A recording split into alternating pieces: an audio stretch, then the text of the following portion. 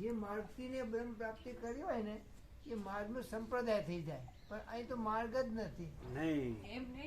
નહીં એ જે છે ને એ ચલન બ્રહ્મ લહર બ્રહ્મ જ આવે. કોઈ પણ હોય, સમષ્ટિ સાક્ષી બ્રહ્મ અને સાક્ષી ઈશ્વર હિરણ્યગર્ભ વિરાટ અને વ્યષ્ટિ સાક્ષી આત્મા અને સાક્ષી જીવ મંદે અને આ બધું એનું અનેકપણું બધું અને એક બીજાથી અલગ અલગ, બધાની અવસ્થા અલગ અલગ, એ બધું કલ્પનામાં આવે. કલ્પના કાંઈ નથી.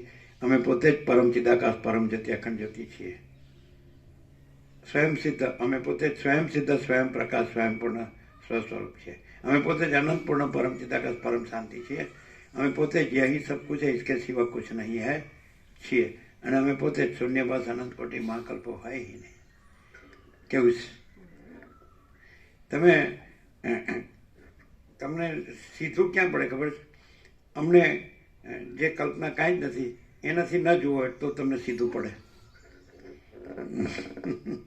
એમાં તમારી કલ્પના પણ ન હોવી જોઈએ. એટલે આખું દ્રષ્ટા દર્શન દ્રશ્ય કાંઈ નથી એવી રીતે તમને જુઓ તો જ ખબર પડે. અને એનાથી જુઓ તો પણ એ કાંઈ નથી. અને અમે જે છીએ તે જ છીએ.